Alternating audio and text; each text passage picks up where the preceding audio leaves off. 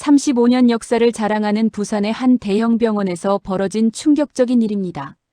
창립기념일 축하 행사에서 한 직원이 당한 공개적인 모욕, 그 순간을 목격한 사람들은 그저 웃음거리로만 여겼죠. 하지만 그 직원의 진짜 정체를 아는 사람은 아무도 없었습니다. 격리대체 계약직으로 위장한 채 병원에 잠입한 그는 사실 보건복지부 장관 직속 특별감사관이었어요. 숫자 뒤에 숨겨진 거대한 비리의 실체를 파헤치기 시작했습니다. 유령 같은 납품업체, 사라지는 의료기기들, 그리고 환자들을 속인 조직적인 범죄의 전모가 드러나는데요. 모욕으로 시작된 이야기가 어떻게 정의로운 결말로 이어지는지 함께 보시죠. 오늘 이야기 시작하기 전에 구독과 좋아요를 눌러주세요. 그럼 이야기 시작하겠습니다. 창립기념일의 5점 모욕으로 시작되는 분노. 해운대성심의료원 대강당이 축제 분위기로 들썩였습니다. 창립 35주년 기념식을 맞아 직원들과 납품업체 관계자들이 빼곡히 자리를 채웠죠. 무대 중앙에는 3단으로 쌓인 대형 케이크가 화려한 조명을 받으며 놓여 있었습니다. 박철민 병원장이 마이크를 잡았습니다. 여러분, 오늘 이 뜻깊은 자리에 함께해 주셔서 감사합니다. 우리 해운대성심의료원이 35년 동안 지역사회와 함께 성장할 수 있었던 건 바로 여러분 덕분이에요. 관중들이 박수를 쳤습니다. 무대 가장자리에서 격리대체 계약직으로 일하는 김민수가 조용히 서 있었죠.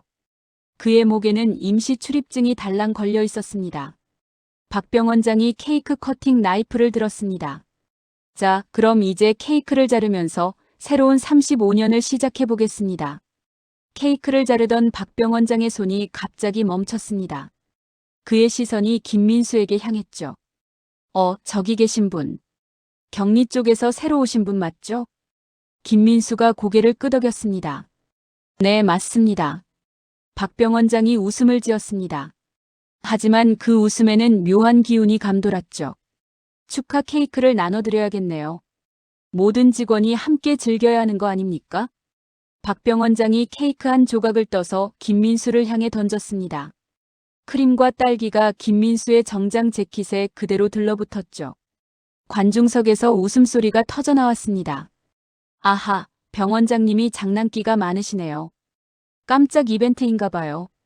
재미있다, 재미있어. 홍보팀 직원들이 카메라를 들고 이 장면을 열심히 촬영했습니다. 홍보팀장인 서미영이 옆 직원에게 속삭였죠. 이거 편집할 때 유쾌한 해프닝으로 만들어요. 제목은 뭐로 할까요? 병원장님의 깜짝 선물 정도로 하면 어떨까요? 김민수는 침착하게 재킷에 크림을 닦아냈습니다. 그의 표정에는 화도, 당황함도 보이지 않았죠. 오히려 차분하게 상황을 정리하기 시작했습니다. 정재호 재무이사가 무대 위로 올라왔습니다. 잠깐만요, 병원장님. 현장에서 바로 정산해야 할 게 있어요. 관중들이 다시 주목했습니다. 정 재무이사가 김민수를 향해 손가락질했죠. 저기 격리 파트에서 새로 온 분, 어제 전표 처리에서 실수가 있었어요. 다들 보시는 앞에서 정확히 짚고 넘어가겠습니다. 김민수가 정 재무이사를 바라봤습니다. 어떤 실수를 말씀하시는 건가요? 납품업체 결제 승인 도장을 잘못 찍었잖아요. 어업체 전표에 비업체 도장이 찍혔다고요. 그런 실수는 없었습니다. 다시 한번 확인해 보시면 알 수 있을 겁니다. 정 재무이사가 목소리를 높였습니다. 지금 제가 거짓말한다는 뜻인가요? 계약직이 감히 재무이사한테 말대답을 해요? 관중석이 조용해졌습니다. 의료진들이 서서히 자리에서 일어나기 시작했죠. 병동에서 간이식 수술이 예정되어 있었거든요. 김철호 외과과장이 동료 의사들에게 말했습니다. 우리는 먼저 나가죠. 수술 준비해야 해요. 그러게요. 이런 거 볼 시간 없어요. 의료진들이 하나둘씩 강당을 빠져나갔습니다. 하지만 납품업체 관계자들은 여전히 자리에 남아 있었죠. 어업체 대표인 황성우가 박 병원장에게 다가왔습니다. 병원장님, 축하 화환 어떻게 보셨나요? 저희가 정성껏 준비했거든요. 아, 정말 고마워요. 황 대표님 덕분에 행사가 더욱 빛났습니다. 황성우가 작은 봉투를 박 병원장에게 건넸습니다. 이것도 작은 마음입니다. 꼭 받아주세요. 박 병원장이 웃으며 봉투를 받았습니다. 이런 걸 왜 이렇게까지. 황 대표님은 항상 우리 병원을 위해 애써주시네요. 이 모든 장면을 김민수가 조용히 관찰하고 있었습니다. 그의 눈빛에는 무언가 날카로운 것이 스쳐 지나갔죠. 행사가 끝나고 사람들이 흩어진 후 금융팀 서버실에 케이크 크림과 설탕, 시럽이 바닥에 끌린 자국이 남았습니다. 청소를 하면서 김민수는 서버실 구조를 자연스럽게 파악할 수 있었죠. 다음 날 아침 사내 메신저 이슈 탭에 케이크 투척 장면이 올라왔습니다. 제목은 병원장님의 유쾌한 깜짝 선물이었죠. 유머 태그가 붙어 있었고 조회수가 빠르게 올라갔습니다. 김민수는 자신의 책상에서 그 영상을 봤습니다. 화면 속 자신의 모습에서 목에 건 임시 출입증만 선명하게 보였죠. 마치 누군가 의도적으로 그 부분만 부각시킨 것처럼 말입니다. 참 재미있네요. 김민수가 혼잣말을 중얼거렸습니다. 하지만 그의 표정에서는 재미있다는 기색을 전혀 찾아볼 수 없었죠. 오히려 무언가를 계획하는 듯한 차분함만이 배어 있었습니다. 두 겹의 신분 잠입 배치와 초기 진단. 케이크 사건이 일어나기 3주 전의 일입니다. 서울 종로구 보건복지부 청사 12층에서 긴급회의가 열렸죠. 이동현 장관 직속 특별감사관이 모니터를 가리키며 설명했습니다. 부산권 상급 종합병원 재지정 후보 중에 이상한 패턴이 보입니다. 회의실에 참석한 과장급 공무원들이 집중했죠. 어떤 패턴입니까? 보험 청구 데이터가 급증했어요. 특히 비급여 항목이 200% 늘었습니다. 그런데 더 이상한 건 임플란트 관련 청구가 300% 뛰었다는 거예요. 김재현 감사과장이 자료를 살펴봤습니다. 임플란트가 그렇게 갑자기 늘어날 수 있나요? 그게 문제입니다. 환자 수는 그대로인데 임플란트만 급증했어요. 뭔가 이상하지 않습니까? 이동현 감사관이 다른 화면을 띄웠습니다. 해운대성심의료원의 채용 공고가 나타났죠. 마침 여기서 격리대체계약직을 뽑네요. 제가 들어가 보겠습니다. 위험하지 않을까요? 신분이 들통나면 곤란해집니다. 괜찮습니다. 계약직 이력은 얼마든지 만들 수 있어요. 그리고 저는 회계 쪽 경험도 있거든요. 일주일 후 이동현은 김민수라는 이름으로 해운대성심의료원에 출근했습니다. 인사팀 박소영 대리가 오리엔테이션을 진행했죠. 김민수 씨, 우리 병원에 오신 걸 환영해요. 격리 업무가 처음이신가요? 아니요. 이전 직장에서도 회계 일을 했었어요. 그럼 업무 적응이 빠르겠네요. 참고로 우리 병원은 규칙이 엄격한 편이에요. 특히 전표 처리는 실수하면 안 돼요. 김민수는 고개를 끄덕였습니다. 네, 주의하겠습니다. 첫 출근 이틀째, 김민수는 전표 흐름을 파악하기 시작했습니다. 구매팀에서 넘어오는 자료와 자산팀 데이터, 그리고 진료 수입 계정 과목의 연결점을 찾아야 했죠. 격리팀 선배인 최영애 주임이 업무를 가르쳐줬습니다. 김민수 씨, 이 전표들은 매일 정리해야 해요. 특히 어업체 관련 건들은 신경 써서 처리하세요. 어업체가 뭘 납품하는 곳인가요? 수술용 임플란트랑 의료기기를 공급해요. 우리 병원 최대 납품업체거든요. 김민수가 어업체 전표를 자세히 살펴봤습니다. 금액이 상당히 컸죠. 매월 납품량이 이렇게 많은 편인가요? 요즘 들어 부쩍 늘었어요. 수술이 많아졌나 봐요. 밤 10시 대부분의 직원이 퇴근한 후 김민수는 사무실에 혼자 남았습니다. 서버 백업 시간을 노려 시스템에 접근했죠. 사전에 준비한 스크립트가 로그 감시를 우회했습니다. 의무기록팀과 원무팀 사이에 청구 코드 변환 규칙을 역추적하기 시작했습니다. 화면에 수많은 데이터가 스크롤되며 지나갔죠. 이상하네요. 김민수가 혼잣말했습니다. 같은 환자의 상병 코드가 하루 사이에 3번이나 바뀌었거든요. 연구비 카드 승인 내역도 확인했습니다. 고급 레스토랑에서의 결제가 유독 많았죠. 그런데 그 날짜들이 모두 수술 전날과 일치했습니다. 간담회가 이렇게 자주 있나요? 다음 날 김민수는 창고를 둘러볼 기회를 얻었습니다. 재고조사 보조 업무로 파견된 거였죠. 창고 관리 담당인 오성민 주임이 설명했습니다. 우리 창고는 불용 재고가 0%예요. 완벽한 재고 관리를 자랑하죠. 하지만 창고 한 구석에서 김민수는 규격 표시가 없는 임플란트 박스들을 발견했습니다. 저 박스들은 뭔가요? 아, 저거요? 아마 반품 예정인 것 같은데요. 김민수가 박스에 적힌 로트 번호를 확인했습니다. 어제 수술실에서 사용된 것과 같은 번호였죠. 월말이 다가오자 정재호 재무이사가 주관하는 정합성 회의가 열렸습니다. 각 팀장들이 모여 앉았죠. 정 재무이사가 회의를 시작했습니다. 이번 달 수치 검토해 보니까 대체로 양호합니다. 특이사항 있으면 보고하세요. 구매팀 2차장이 손을 들었습니다. 어업체 관련해서 납품량이 좀 많았는데요. 그건 수술이 늘어서 그래요. 문제 없어요. 다음. 회의가 10분 만에 끝났습니다. 김민수는 이상하다고 생각했죠. 이렇게 많은 금액을 다루는 회의가 이렇게 짧을 리가 없었거든요. 박철민 병원장 사무실 앞을 지나갈 때마다 김민수는 출입 기록을 관찰했습니다. 황성우 어업체 대표의 방문이 유독 잦았죠. 거의 일주일에 2번씩 왔습니다. 미팅이 참 많으시네요. 경비실에서 출입 기록을 확인하던 김민수가 경비원에게 말했습니다. 황 대표님 말씀이세요? 그분은 우리 병원 VIP거든요. 병원장님이랑 긴밀하게 협력하신대요. 김민수는 납품업체와 재단, 그리고 병원 간의 삼각구조를 파악하기 시작했습니다.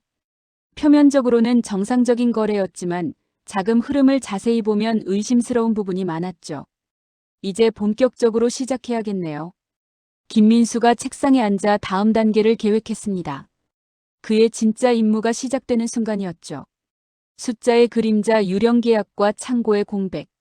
창고 실사 업무 2번째 주 김민수는 묘한 현상을 발견했습니다. 재고 장부에는 불용재고 0%라고 적혀 있었지만 실제로는 용도를 알 수 없는 물품들이 가득했죠. 오성민 창고주임이 김민수와 함께 검수를 하고 있었습니다. 오 주임님, 저기 박스들 규격 표시가 없는데요. 아, 그거요? 나중에 정리하려고 모아둔 거예요. 언제부터 쌓여 있었나요? 오 주임이 머뭇거렸습니다. 한 달 정도 됐나요? 정확히는 모르겠어요. 김민수가 박스를 열어봤습니다. 임플란트가 들어있었는데 포장지에 적힌 제조일자가 이상했죠. 이거 제조일자가 작년 거네요. 보관 상태가 괜찮을까요?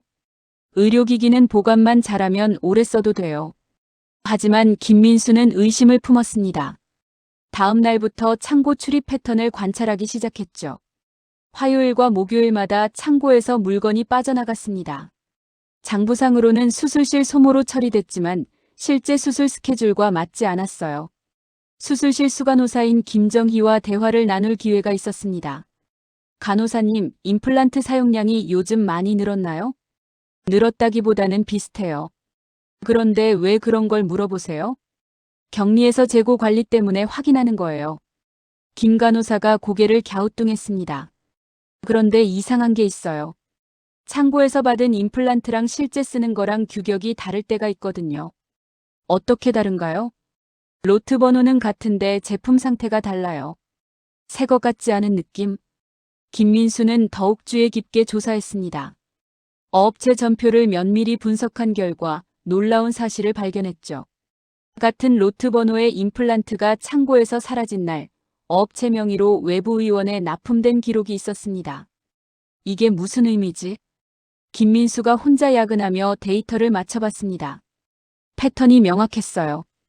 병원 창고에서 빠진 물량이 그대로 외부 의원으로 흘러가고 있었죠.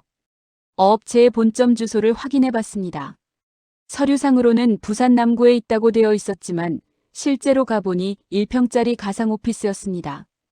여기가 어업체 본점이라고요? 건물관리사무소 직원에게 물어봤습니다. 네, 등기상으로는 그래요.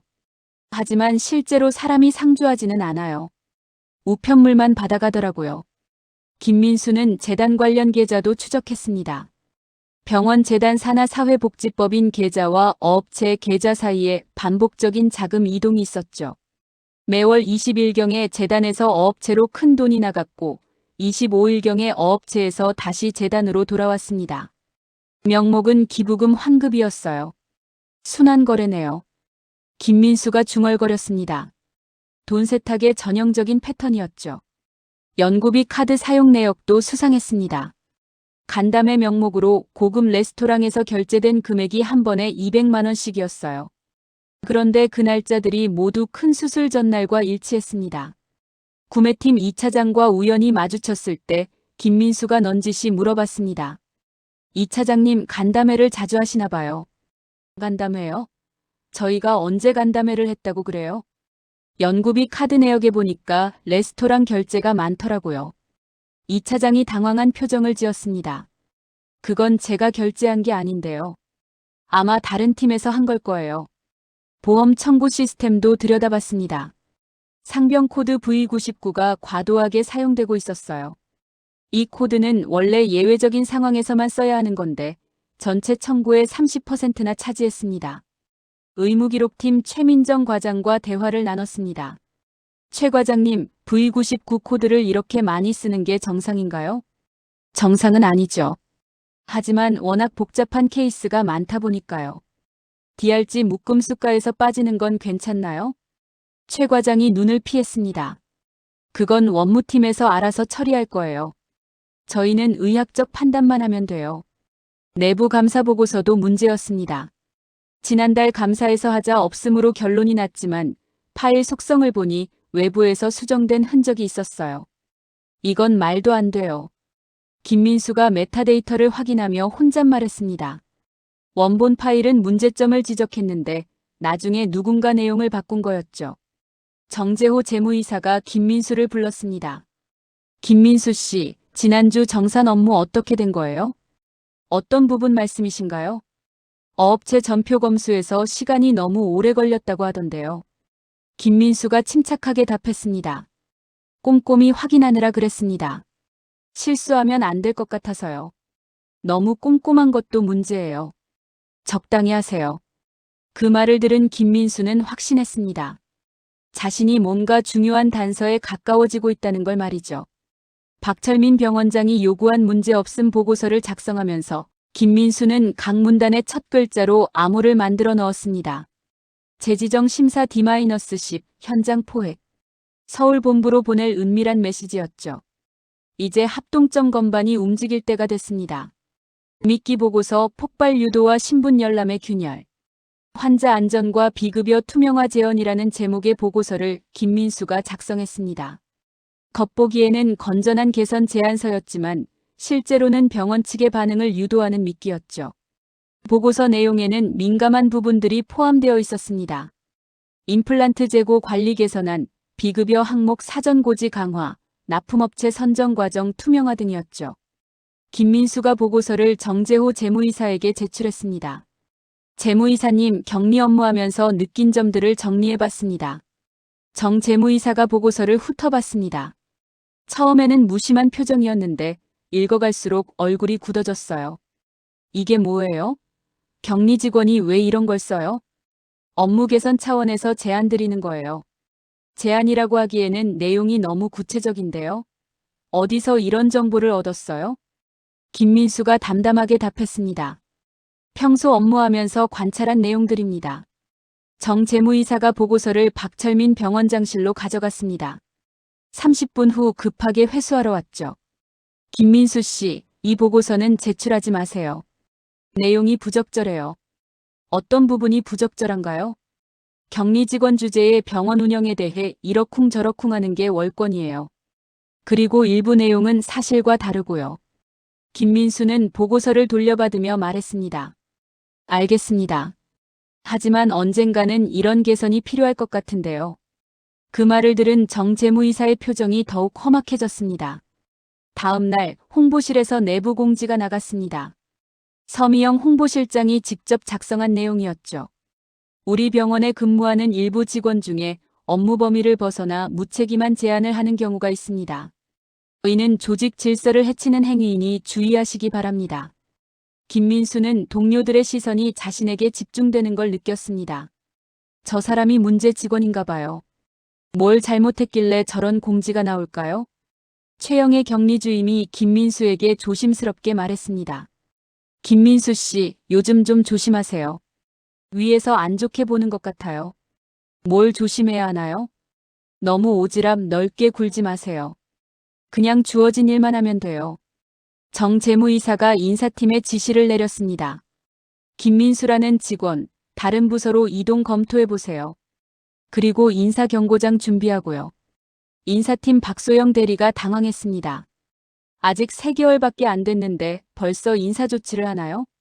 문제 있는 직원은 빨리 정리하는 게 좋아요. 총무팀에서는 김민수의 채용 경로를 추적하기 시작했습니다. 하지만 이상하게도 원본 서류들이 제대로 보관되지 않았어요.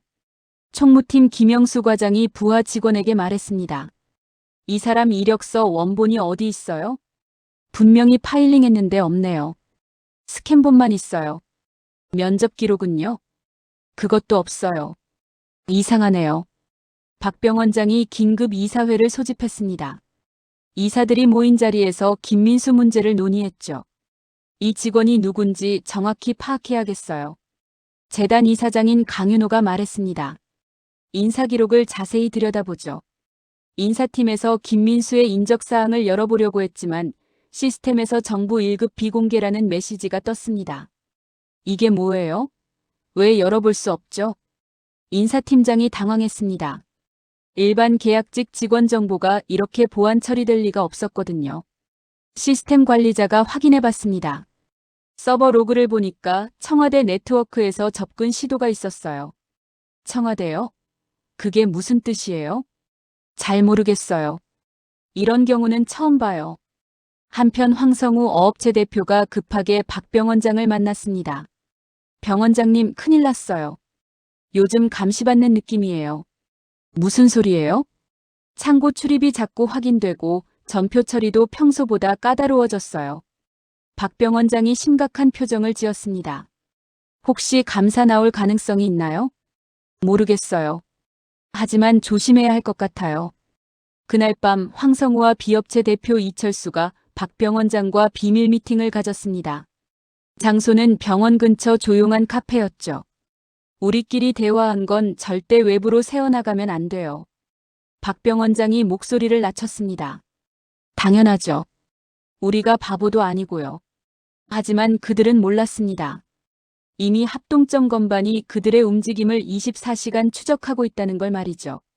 미팅을 마치고 나오는 황성우의 차량이 톨게이트를 통과하는 장면이 CCTV에 포착됐습니다. 트렁크에는 서류 박스가 가득 들어 있었죠. 드디어 꼬리를 잡았네요. 서울 본부에서 상황을 지켜보던 이동현의 동료가 말했습니다. 김민수는 병원에서 자신을 향한 시선이 날카로워지는 걸 느꼈지만 태연했습니다. 오히려 기자간담회가 D-3로 앞당겨진다는 소식을 들었을 때 미소를 지었죠. 드디어 시작이네요. 재지정 발표 기자간담회가 공개 포획의 무대가 될 거였습니다. 모든 준비가 끝났죠. 재지정 발표회 자질 검증과 공개 붕괴. 해운 대성심의료원 대강당이 기자들과 관계자들로 가득 찼습니다. 상급 종합병원 재지정 결과 발표회가 라이브 방송으로 진행되고 있었죠. 무대에는 박철민 병원장과 주요 보직자들이 앉아 있었습니다. 정재호 재무이사, 서미영 홍보실장, 그리고 의료진 대표들이 나란히 자리했어요. 사회자가 행사를 시작했습니다. 안녕하세요. 해운 대성심의료원 상급 종합병원 재지정 결과 발표회를 시작하겠습니다. 박병 원장이 마이크를 잡고 성과 발표를 시작했습니다. 저희 병원은 지난 3년간 괄목할 만한 성장을 이뤘습니다. 수술 성공률 98.5%, 환자 만족도 4.8점을 기록했죠. 기자들이 사전에 제출한 질문지를 바탕으로 예정된 질의응답이 진행됐습니다. 병 원장님, 비급여 항목 관리는 어떻게 하고 계신가요? 투명하고 합리적으로 운영하고 있습니다. 모든 비급여 항목은 사전에 환자분께 충분히 설명드리고 있어요. 그때 객석 뒤쪽에서 김민수가 일어났습니다. 그의 손에는 보건복지부 배지와 공문이 들려 있었죠. 잠깐만요. 김민수의 목소리가 강당 전체에 울려 퍼졌습니다. 카메라와 관중들의 시선이 그에게 집중됐어요. 저는 보건복지부 장관 직속 특별감사관 이동현입니다. 현장 질의권을 행사하겠습니다. 강당이 순식간에 술렁거렸습니다. 박병 원장의 얼굴이 하얗게 질렸죠. 뭐라고요? 특별감사관이라고요? 사회자가 당황하며 말했습니다. 죄송하지만 사전에 예약된 질문만 받기로 했는데요. 이동현이 공문을 들어올렸습니다. 이것은 공식 감사 업무입니다. 거부할 수 없어요. 박병 원장이 마이크에 대고 말했습니다. 저희는 감사에 적극 협조하겠습니다. 질문해 보세요. 이동현이 차분하게 질문을 시작했습니다. 병 원장님, 방금 수술 성공률 98.5%라고 하셨는데요. 이 수치의 산출 근거를 설명해 주시겠어요? 그건 저희 의료진이 계산한 거예요. 어떤 기준으로 계산했나요? 30일 내 재수술률은 포함됐나요? 합병증으로 인한 재입원은 어떻게 처리했나요? 박병 원장이 머뭇거렸습니다. 자세한 건 담당 과장이 설명드릴게요. 의무기록팀 최민정 과장이 일어났지만 제대로 답변하지 못했습니다. 그건 통상적인 방법으로 계산했습니다. 이동현이 다시 물었습니다. 통상적인 방법이 뭔가요? 국제 기준인가요? 국내 기준인가요? 국내 기준입니다. 어떤 국내 기준인지 구체적으로 말씀해 주세요. 최 과장이 말을 잇지 못했습니다. 관중석이 조용해졌죠. 이동현이 정재호 재무이사를 향해 질문했습니다. 재무이사님, 비급여 항목이 작년 대비 200% 증가했는데 그 이유가 뭔가요? 정 재무이사가 당황하며 답했습니다. 환자분들의 니즈가 다양해져서 그렇습니다. 그럼 임플란트 관련 비급여가 300% 늘어난 것도 같은 이유인가요? 네, 그렇습니다. 그런데 이상한 게 있어요. 환자 수는 그대로인데 임플란트만 급증했거든요. 한 환자당 임플란트를 3배 더 많이 쓴다는 뜻인가요? 정 재무이사가 말을 더듬었습니다. 그건 복잡한 케이스가 많아서요. 복잡한 케이스라고 하시면 같은 환자에게 여러 개의 임플란트를 동시에 시술한다는 뜻인가요? 아니, 그게 아니라 정 재무이사가 스스로 모순에 빠졌습니다. 같은 코드로 중복 청구 가능성을 암시하는 발언을 한 거였죠. 이동현이 대형 스크린을 가리켰습니다. 자금 흐름도가 나타났어요. 여러분, 이 도표를 보시죠. 어업체에서 재단 계좌로, 다시 재단에서 어업체로 매월 반복되는 자금 이동입니다. 화면에는 선명한 순환 구조가 표시됐습니다. 관중들이 웅성거렸죠. 황성우 어업체 대표가 자리에서 일어나 나가려고 했습니다. 잠깐만요, 황 대표님. 어디 가세요? 이동현이 그를 불렀습니다. 저는 납품업체 대표일 뿐입니다. 이런 자리에 있을 이유가 없어요. 하지만 지금 화면에 나온 자금 흐름의 당사자신데요. 참고 CCTV 영상이 스크린에 나타났습니다. 타임랩스로 편집된 영상에는 재고가 반출되고 외부 의원으로 운반되는 장면이 생생히 담겨 있었어요. 이 영상은 작년 11월부터 올해 2월까지의 창고 상황입니다. 보시다시피 병원 재고가 외부로 빠져나가고 있습니다. 박병 원장이 변명하려 했습니다. 그건 정상적인 납품 과정이에요. 정상적인 납품이라면 왜 밤에 몰래 반출하나요? 그리고 왜 장부상으로는 병원 내 사용으로 기록됐을까요? 녹취 파일이 재생됐습니다. 연구비 카드로 고급 간담회 비용을 분담하기로 한 대화 내용이었죠. 이 대화는 지난달 15일 밤 10시경에 녹음된 것입니다. 박병 원장의 목소리가 선명하게 들렸습니다. 박철민 연구비 카드로 결제하면 추적하기 어려워요. 황성우 알겠습니다. 그럼 매번 그렇게 하죠. 객석이 아수라장이 됐습니다. 납품업체 관계자들과 병원 측근들이 대거 자리를 뜨기 시작했죠. 잠깐만요. 이건 오해입니다. 박병 원장이 마이크를 붙잡고 해명하려 했지만 이미 늦었습니다. 라이브 방송은 계속 진행됐고 실시간 댓글창에는 분노한 시청자들의 반응이 쏟아졌어요. 이게 우리가 믿고 다닌 병원이라고? 보험료 내고 이런 짓 당하고 살았구나. 당장 수사해야 한다. 이동현이 마지막 폭탄을 던졌습니다. 마지막으로 한 가지 더 있습니다. 내부 감사 보고서가 외부에서 조작됐다는 증거도 확보했습니다. 강당이 완전히 혼란에 빠졌습니다. 더 이상 변명의 여지가 없었죠. 동시집행 압수수색 체포면허 리스크 고지. 발표회가 혼란에 빠진 그 순간 강당 출입구로 검은 양복을 입은 수사관들이 일제히 들어왔습니다. 합동점검반, 건강보험공단, 금융정보분석원, 경찰청이 함께 움직였죠. 점검반장이 영장을 높이 들었습니다. 해운대성심의료원에 대한 압수수색 영장을 집행합니다. 관계자 여러분은 협조해 주시기 바랍니다. 박철민 병원장이 벌떡 일어났습니다. 뭐라고요? 영장이라고요? 네, 업무상 배임, 배임 수재, 의료법 위반 등의 혐의로 발부된 영장입니다. 수사관들이 미리 계획된 대로 움직였습니다. 구매팀, 자산팀, 전산실, 의무기록팀으로 4개 라인이 동시에 배치됐죠. 전산실로 향한 디지털 포렌식 팀이 IID 백업 서버를 확보하기 시작했습니다. 이 서버는 건드리지 마세요. 증거가 손실될 수 있어요. 전산실 직원이 손을 들었습니다. 저희는 아무것도 하지 않겠습니다. 포렌식 전문가가 하드디스크를 하나씩 분리했습니다. 메타데이터에서 외부 수정 흔적을 찾아내기 위해서였죠. 감사보고서 원본 파일 찾았습니다. 수정 로그가 그대로 남아있네요. 총무과로 간 수사관들은 캐비닛을 열어 서류들을 확인했습니다. 이사회 비공개 회의록이 나왔죠. 이거 보세요. 외부 기부 영수증 원본이 여기다 있어요. 서류들에는 어업체와 비업체에서 받은 후원금 내역이 상세히 기록되어 있었습니다. 공식 장부와는 전혀 다른 내용이었어요. 정재호 재무이사가 도망가려다 출입구에서 붙잡혔습니다. 정재호 씨, 자금 세탁 혐의로 체포합니다. 자금 세탁이라니요? 저는 그런 거 모릅니다. 수갑이 채워졌습니다.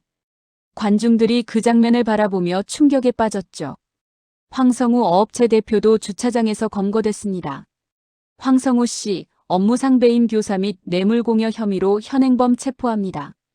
이건 정상적인 거래였어요. 뇌물이 아닙니다. 비업체 이철수 대표까지 합쳐 총 3명이 현장에서 체포됐습니다. 박 원장은 아직 체포되지 않았지만 수사관이 그에게 다가왔습니다. 박철민 씨 업무상 배임, 배임 수재, 사문서 위조 교사 혐의로 구속영장이 발부됐습니다. 구속영장이요? 제가 뭘 잘못했다는 거예요? 묵비권을 행사할 수 있습니다. 변호사 선임권도 있고요. 부산지방검찰청에서 온 검사가 의료법 위반 사항을 고지했습니다. 품목허가 외 의료기기 사용, 비급여 항목 사전고지 위반에 대해서는 별도 수사가 진행될 예정입니다. 보건소 관계자도 나타났습니다. 행정처분도 병행됩니다. 상급 종합병원 재지정은 당분간 보류됩니다. 강당에 남아있던 직원들이 웅성거렸습니다. 상급 종합병원 지위가 없어진다고요? 그럼 우리 월급은 어떻게 돼요? 건강보험공단 조사관이 발표했습니다. 요양급여 부정 청구에 대해서는 전액 환수 조치가 내려질 예정입니다. 직원 익명 제보 채널이 현장에서 바로 개설됐습니다. 수많은 증거 사진과 캡처 화면들이 시간순으로 쏟아져 들어왔죠. 수간호사 김정희가 제보했습니다. 창고에서 나온 임플란트가 실제로 수술에 쓰인 거랑 다른 경우가 정말 많았어요. 구체적으로 어떻게 달랐나요? 포장 상태가 이상했어요.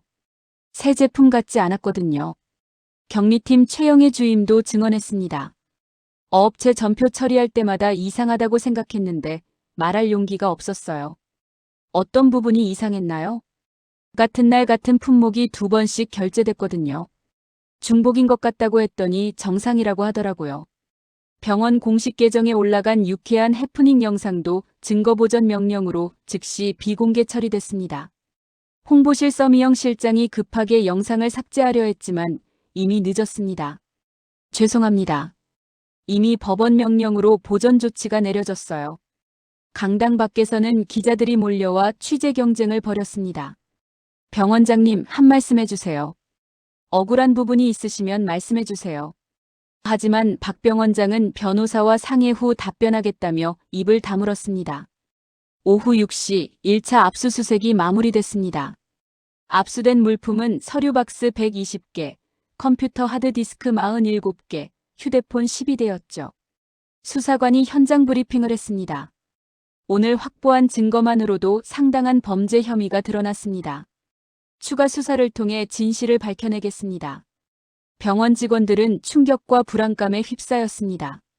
35년 역사의 종합병원이 하루아침에 수사기관의 표적이 된 거였으니까요.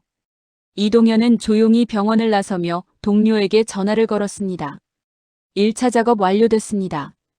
이제 법정에서 마무리하면 되겠네요. 법정의 결말 선고와 환수, 피해 회복 명령. 부산지방법원 대법정이 방청객들로 가득 찼습니다. 해운 대성심 의료원 사건의 1심 선고 공판이 열리는 날이었죠. 재판장에 박철민 전 병원장을 비롯해 9명의 피고인이 앉았습니다. 정재호 전 재무이사, 황성우 어업체 대표, 이철수 비업체 대표 등이 나란히 자리했어요. 재판부가 입정하자 법정이 조용해졌습니다. 피고인들은 일어서시기 바랍니다. 9명의 피고인이 모두 일어났습니다. 박 전 병원장의 얼굴은 몰라볼 정도로 초췌해져 있었죠. 판사가 선고를 시작했습니다. 본 재판부는 6개월간의 심리 끝에 다음과 같이 판결합니다. 법정의 긴장감이 절정에 달했습니다. 피고인 박철민은 병원장 지위를 이용해 조직적으로 비리를 저질렀습니다.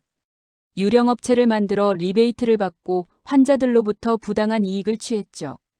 검사석에서 고개를 끄덕였습니다. 공소 사실이 대부분 인정된 거였어요. 특히 어업체와의 결탁을 통한 임플란트 유통 조작은 환자 안전을 직접적으로 위협한 중대한 범죄입니다. 박 전 병원장의 변호사가 긴장한 표정을 지었습니다. 피고인 박철민에게 징역 12년을 선고합니다. 법정에서 탄식 소리가 터져나왔습니다. 박 전 병원장이 주저앉을 뻔했지만 간신히 버텼죠. 피고인 정재호는 재무이사로서 불법 자금 흐름을 조작했습니다. 징역 9년을 선고합니다. 정 전 재무이사가 고개를 떨어뜨렸습니다. 피고인 황성우는 유령업체를 운영하며 뇌물을 공여했습니다. 징역 7년을 선고합니다. 피고인 이철수는 공동정범으로 징역 6년을 선고합니다. 나머지 관련자들에게도 4년에서 6년의 실형이 선고됐습니다. 판사가 추징금에 대해 설명했습니다. 범죄 수익 전액인 47억 원을 추징합니다. 재단 계좌의 불법 재산 23억 원도 국고로 환수합니다. 재단 측 변호사가 이의를 제기하려 했지만 판사가 제지했습니다.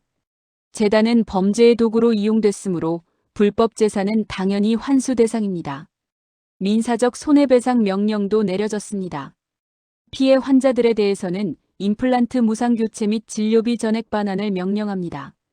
방청석에 앉은 환자 가족들이 안도의 표정을 지었습니다. 김정혜 간호사의 남편이 말했습니다. 다행히 제대로 된 판결이 나왔네요. 정말 다행이에요. 그동안 얼마나 억울했는지 몰라요. 요양급여 환수 처분도 확정됐습니다. 국민건강보험공단은 부당 청구액 89억 원을 전액 환수할 수 있습니다. 건강보험공단 관계자가 만족스러운 표정을 지었습니다. 내부 고발자 보호 조치도 함께 명령됐습니다. 병원 측은 내부 제보자들에 대한 인사상 불이익을 즉시 원상 회복해야 합니다. 수간호사 김정희가 눈물을 닦았습니다. 그동안 받았던 압박과 따돌림이 헛되지 않았던 거죠. 연구비 카드 부정 사용에 대한 추가 처분도 발표됐습니다. 과학기술정보통신부는 국가연구개발사업 제재를 통해 부정 사용액을 추가 환수합니다. 재단 이사회 해체 명령도 내려졌습니다. 재단 이사 전원을 해임하고 공공관리인을 선임합니다. 강윤호 전 재단 이사장이 고개를 숙였습니다. 판사가 마지막 당부를 했습니다. 의료기관은 국민의 생명과 건강을 책임지는 곳입니다. 사리사욕을 위해 환자를 속인 행위는 결코 용납될 수 없습니다. 선고가 끝나자 피고인들이 법정을 나섰습니다. 박 전 병원장은 기자들의 질문에 답하지 않고 호송차에 올랐죠. 건강보험공단은 즉시 후속 조치를 발표했습니다. 유사한 패턴을 보이는 전국 7개 병원에 대해 특별 현지 조사에 착수합니다. 이 사건을 계기로 의료계 전반의 경각심이 높아졌습니다. 부산의료원 원장이 기자회견에서 말했습니다. 공공의료기관으로서 투명성과 책임성을 더욱 강화하겠습니다. 환자권익증진원에서도 발표를 했습니다. 의료기관 비급여 진료비 공개 시스템을 강화해서 재발 방지에 노력하겠습니다. 선고 직후 실시한 여론조사에서 응답자의 92%가 판결에 만족한다고 답했습니다. 정의가 실현된 것 같아 다행입니다. 다른 병원들도 이번 기회에 정신 차렸으면 좋겠어요. 의료계에서도 자성의 목소리가 나왔습니다. 대한병원협회 회장이 성명을 발표했습니다. 일부 병원의 일탈 행위로 전체 의료진이 불신받는 일이 없도록 자정 노력을 강화하겠습니다. 12년형을 선고받은 박 전 병원장은 상고를 포기했습니다. 더 이상 법정 다툼을 이어갈 의미가 없다고 판단한 거였죠. 사건 수사를 담당했던 검사는 언론 인터뷰에서 말했습니다. 특별감사관의 잠입 수사가 없었다면 이런 조직적 비리를 밝혀내기 어려웠을 겁니다. 법정의 결말이 모든 관련자들의 운명을 갈랐습니다. 정의는 실현됐고 피해자들은 구제받았죠. 재설계 투명 조달과 승진, 그리고 퇴장. 선고가 내려진 지 한 달 후 해운대성심의료원에 새로운 바람이 불기 시작했습니다. 공공관리인으로 선임된 김대영 전 부산대병원 원장이 전면적인 개혁에 나선 거였죠. 첫 번째 변화는 조달 시스템이었습니다. 앞으로 모든 구매는 전자입찰로 진행합니다. 블라인드 평가와 함께 외부 시민위원도 참여하게 됩니다. 김 관리인이 전 직원 대상 설명회에서 발표했습니다. 구매팀 새로 부임한 이현수 팀장이 구체적으로 설명했습니다.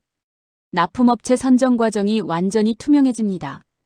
더 이상 특혜나 후방 공작은 불가능해요. 직원들이 고개를 끄덕였습니다. 그동안 불투명했던 관행들이 사라지는 거였죠. 비급여 고지 시스템도 완전히 바뀌었습니다. 병원 포털에 표준 서식이 공개되고 환자용 비용 예측 계산기가 설치됐어요. 환자분들이 수술 전에 정확한 비용을 미리 알 수 있게 됐습니다. 원무팀 박미경 차장이 새 시스템을 시연했습니다. 여기에 수술 종류를 입력하면 예상 비용이 자동으로 계산돼요. 비급여 항목도 하나하나 다 나와요. 환자 보호자가 만족스러운 표정을 지었습니다. 이제 미리 준비할 수 있겠네요. 예전에는 수술하고 나서 청구서 보고 깜짝 놀랐거든요. 창고 관리도 혁신적으로 바뀌었습니다. 실시간 재고 관리 시스템이 도입되고 외부 반출은 전면 금지됐죠. 새로 부임한 오정민 창고 주임이 설명했습니다. 모든 의료기기에 QR코드가 붙습니다. 사용할 때마다 실시간으로 기록돼요. 외부 반출은 어떻게 방지하나요? 출입문에 센서를 설치했어요. 허가받지 않은 물품이 나가면 즉시 경보가 울려요. 의무기록팀과 원무팀 간의 상병 코드 변경도 엄격해졌습니다. 이제 코드 변경은 실명 승인이 필요해요. 그리고 매주 샘플링 감사를 받습니다. 의무기록팀 새 과장인 서준호가 말했습니다. V99 같은 예외 코드는 특별한 경우에만 써야 해요. 남용하면 바로 적발됩니다. 간호부 근무표도 자동 검증 시스템으로 바뀌었습니다. 인력 기준 위반 여부를 시스템이 자동으로 체크해요. 부족하면 즉시 경고가 뜨죠. 간호부 새 부장인 최혜경이 설명했습니다. 간호사 1명당 환자 수가 기준을 넘으면 수술 스케줄 자체가 조정됩니다. 이런 변화 속에서 특별한 승진 소식이 들려왔습니다. 창립기념일 케이크 사건 당시 김민수의 뒷정리를 도왔던 김정희 수간호사가 내부 혁신 태스크포스 팀장으로 승진한 거였죠. 김정희 팀장님 축하드려요. 동료 간호사들이 진심으로 축하했습니다. 그동안 고생 많으셨어요. 정말 용기 있는 행동이었어요. 김 팀장이 소감을 밝혔습니다. 옳은 일이라고 생각해서 한 건데 이렇게 인정받으니 감사해요. 앞으로도 환자를 위한 병원이 되도록 노력하겠습니다. 병원의 신뢰 회복을 위한 특별 프로그램도 시행됐습니다. 공익 환급 프로그램을 통해 지역사회에 47억 원을 돌려드립니다. 김대영 관리인이 발표했습니다. 저소득층을 위한 진료 바우처도 연간 100억 원 규모로 제공할 예정이에요. 지역 주민들의 반응이 좋았습니다. 처음에는 믿기 어려웠는데 정말 변하는 것 같아요. 이번 기회에 제대로 된 병원이 됐으면 좋겠어요. 보건복지부에서도 제도 개선에 나섰습니다. 상급 종합병원 재지정 요건에 부패 리스크 지수 항목을 신설합니다. 보건복지부 의료정책과장이 발표했습니다. 투명성, 윤리성, 환자 안전 등을 종합적으로 평가해서 재지정 여부를 결정하게 됩니다. 한편 이 모든 변화를 지켜본 이동현 특별감사관은 조용히 다음 임무지로 향했습니다. 그는 끝까지 자신의 정체를 공개하지 않았죠. 부산역에서 KTX를 타기 전 동료에게 전화를 걸었습니다. 해운대 사건 정리됐어요. 다음 지역은 어디인가요? 대구 쪽에 이상한 패턴이 보이는 병원이 있어요. 정형외과 수술이 비정상적으로 많아졌거든요. 알겠습니다. 내일부터 준비하겠어요. 이동현은 휴대폰을 끄고 창밖을 바라봤습니다. 정의를 실현하는 일은 끝이 없었지만 그것이 그의 사명이었죠. 해운대성심의료원 로비에는 투명과 환자 안전이라는 제목의 서약판이 설치됐습니다. 매월 주요 지표가 공개 게시되고 있어요. 환자 만족도, 비급여 비중, 의료진 충족률, 재정 투명도까지 모든 정보가 실시간으로 공개됩니다. 이제 진짜 믿을 만한 병원이 된 것 같아요. 첫 진료를 받으러 온 환자가 서약판을 보며 말했습니다. 그동안 이런 일들이 있었는지도 몰랐네요. 다행히 바뀐 것 같아서 안심돼요. 35년 역사의 해운대성심의료원이 새롭게 태어났습니다. 환자를 우선으로 하고 투명성을 바탕으로 한 진정한 의료기관으로 말이죠. 그리고 어디선가 이동현 특별감사관이 또 다른 부정과 비리에 맞서 조용히 활동하고 있었습니다. 정의의 실현을 위해서 말이죠.